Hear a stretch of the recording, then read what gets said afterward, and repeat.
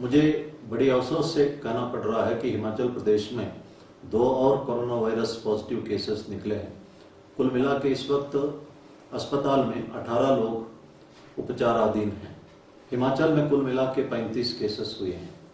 जो कल 2 केसेस हुए हैं, दोनों पंजाब केसरी का दफ्तर जलंधर में स्थित में काम कर रहे थे और उनमें से एक sub editor Jawali sub division में रहने वाला है और दूसरा जो क्लर्क जो पटियाट सब डिवीज़न चंबा में रहने वाला है।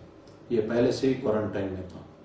जो पंजाब केसरी के सब एडिटर्स दोनों जो सब्जी के ट्रक से बैठकर हिमाचल के अंदर आए, अपने घर चले गए, इन दोनों के ऊपर हमने एफआईआर दर्ज किया है और जो ड्राइवर्स इनको लेके आए हैं इनको भी इन्हीं एफआईआर में मुलजिम बनाया जाएगा। और मैं एक चेतावनी तमाम ड्राइवर्स को देना चाहता हूं जो एसेंशियल कमोडिटीज में इन्वॉल्व हो या जो कार्गो ट्रैफिक में इन्वॉल्व हो।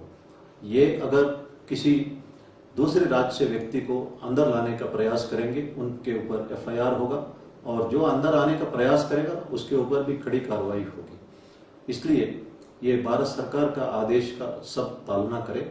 प्रधानमंत्री जी ने अनुरोध किया है कि जो जहां है वहीं रहे और किसी भी राज्य इस वक्त इंटरस्टेट मूवमेंट नहीं कर रहा है। ये भारत सरकार का कानून भी है और इसलिए जो बेहतर आपको ये होगा कि सोशल मीडिया में हर कुछ लिखना या हर किसी को टेलीफोन करने से बेहतर है आप जो समाधान ई पोर्टल है भारत सरकार का, इसमें आप अनुरोध कर सकते हैं, अपना सुझाव भी दे सकते हैं। और मैं ये कहना चाहता हूं कि जो लॉकडाउन पीरियड हमारे लिए आत्ममंथन करने का एक सुनहरा मौका दिया है। मैंने कहा था कि नेल्सन मंडेला 27 साल तक जेल में रहते बहुत डिवाइन क्वालिटीज डेवलप किए, वो जेलर्स को माफ कर सके और एक कंटेंटेड लाइफ जी सके। और इसीलिए महात्मा गांधी जी ने भी कहा है, you be the change which you wish to see in the world. His holiness Dalai Lama ji ने भी कहा कि विश्व शांति के लिए हर एक इंसान में बदलाव आना है। ये बहुत मुश्किल है लेकिन इसके बिना कोई ऑप्शन भी नहीं है। और भगवान सत्य साई बाबा ने भी कहा है, यही बातें डॉक्टर अब्दुल कलाम जो यूरोपियन पार्लियामेंट में कहा है, if there is righteousness in the heart then there is beauty in the character, if there is beauty in the character then there is harmony in home, if there is harmony in home then there is order in the nation, if there is order in the nation then there is peace in the world. जो घर की शांति के लिए हमारे अंदर का अच्छापन होना जरूरी है। मैं कहना चाहता हूं कि दूसरों का व्यवहार के लिए हम अपने आप जिम्मेदार होंगे। मैं एक एग्जाम्पल देना चाहता हूं। एक सास और बहू आपस में इनकी नहीं बनती, रोज एक दूसरे को टॉर्चर करना, गालियां देना चलते रहा। बहू का इरादा बड़ा साफ था, सास चंगी होवे नहीं तो फोटो टंगी होवे। बहू का एक दोस्त था जो जड़ी बूटी बेचने वाला था। बहू सीधा उसके पास गई और कहने लगी कि मुझे एक ऐसी चीज दे दो जो चाय में डालते ही सासू माँ की सांस बंद हो जाए। जड़ी बूटी वाले ने कहा कि ऐसा करोगे तो आप जेल जाओगे, इसलिए मैं एक दूसरी चीज स्लो पॉइजन देता हूँ, रोज चाय में डाल के दे दो, 1 महीने में कमजोर होते तुम्हारी सास मर जाएगी। लेकिन आपके ऊपर डाउट नहीं आना चाहिए, इसलिए सासू माँ से बना के रखे ताकि कोई ये ना कह सके कि बहू ऐसा काम कर सकती है।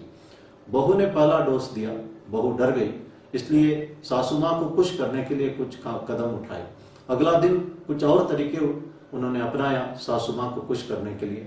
1 हफ्ता हुआ तो सासू माँ कहने लगी मेरी बहू बहुत अच्छी है, मुझे गलतफहमी हुई है। 15 दिन हो गया तो सासू माँ कहने लगी कि मैं किस्मत वाली हूँ कि इतना अच्छा बहू मुझे मिली है।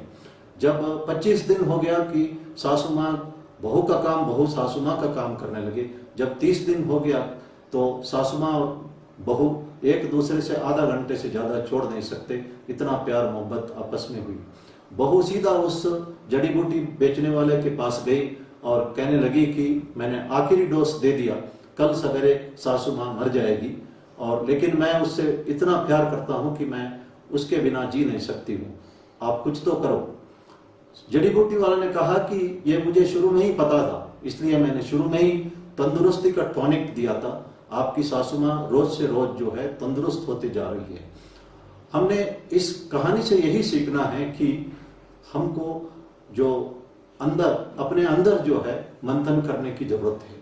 दूसरों का बिहेवियर अपने आप चेंज हो जाएगा। और जो अगर हम किसी के बारे में बुरा कहते हैं, हमारे अंदर बुराई डेवलप होता है। अगर हम अच्छा बोलते हैं तो हमारा अंदर अच्छापन डेवलप होता है। अच्छा बुरा इस बात पर निर्भर है हम दूसरों के बारे में क्या कहते हैं। और इसीलिए विवेकानंद ने कहा है कि दूसरों में हम बुराई इसीलिए ढूंढते हैं कि वही बुराई जो है हमारे अंदर है। और महात्मा गांधी ने 3 बंदरों का एग्जाम्पल दिया, जो बुरा नहीं सुनना, बुरा नहीं देखना, बुरा नहीं बोलना।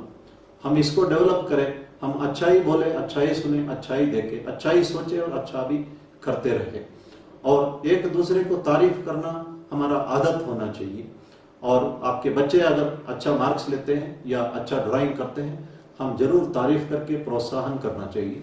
और आपकी पत्नी अगर अच्छा खाना बनाती है और वो खाना आपको अच्छा लगता है तो जेन्युइनली आपको तारीफ करना चाहिए।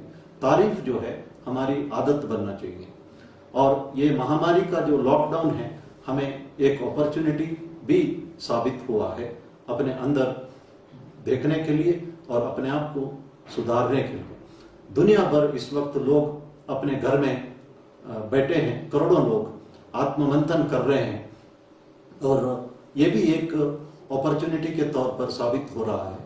और मैं उम्मीद करता हूं कि महात्मा गांधी और भगवान श्री सत्य साई बाबा और हिज होलीनेस दलाई लामा जी ने जो कहा वो सत्य होगा।